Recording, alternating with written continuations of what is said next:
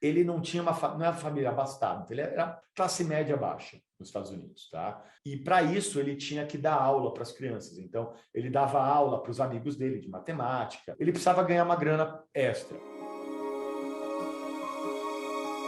Um dos caras que ele começou a ensinar, o pai era um grande psiquiatra, super conhecido na época, lá em Santa Cruz, na Califórnia.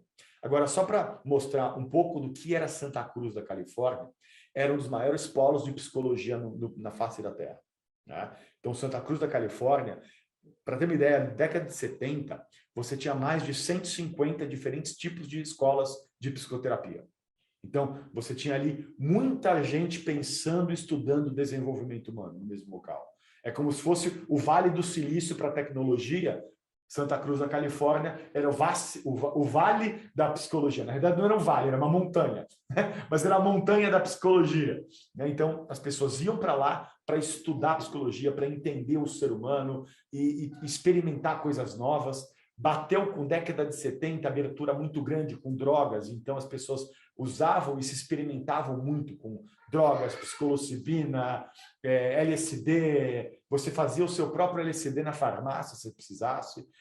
Aquele ambiente muito criativo, né, muito propício para pensar diferente da caixa.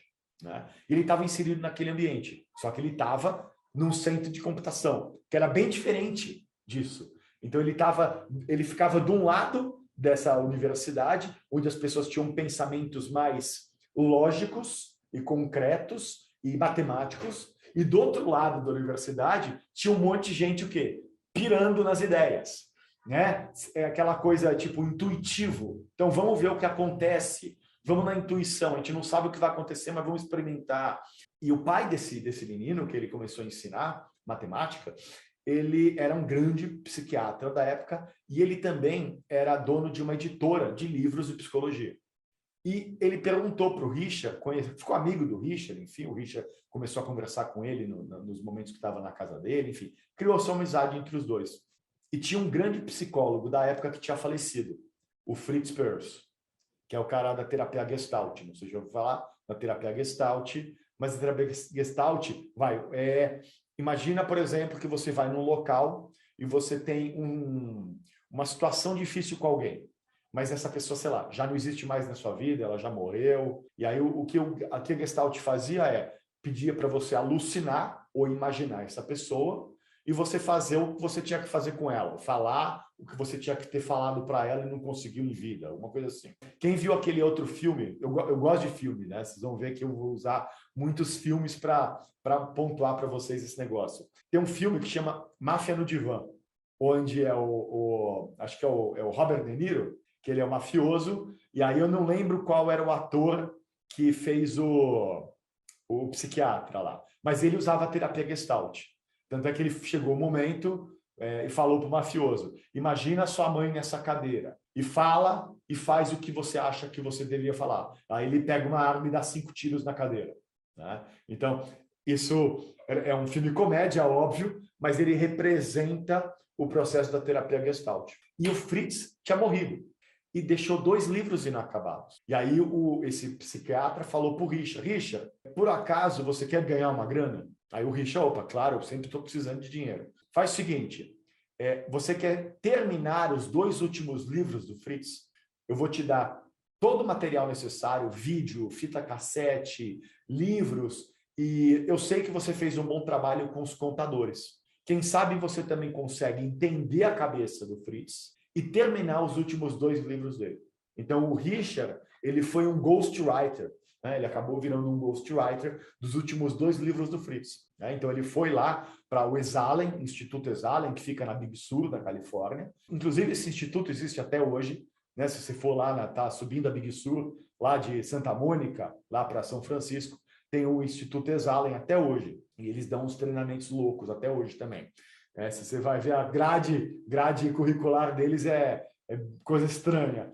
E aí o Richard ficou lá, acho que 6 ou 7 meses, estudando o trabalho do Fritz, lendo, ao ponto deles conseguir se misturar com o Fritz. Sabe quando você vai e você viaja e você começa a pegar o jeito de falar Por exemplo, sei lá, você foi para o Nordeste e você começa a falar um pouco mais devagar, você pega o sotaque daquele grupo de pessoas, você começa a falar e escolher palavras, né? A culpa disso é o neurônio espelho. No seu lobo frontal, que na testa, né? Você tem o quê? Neurônios espelho.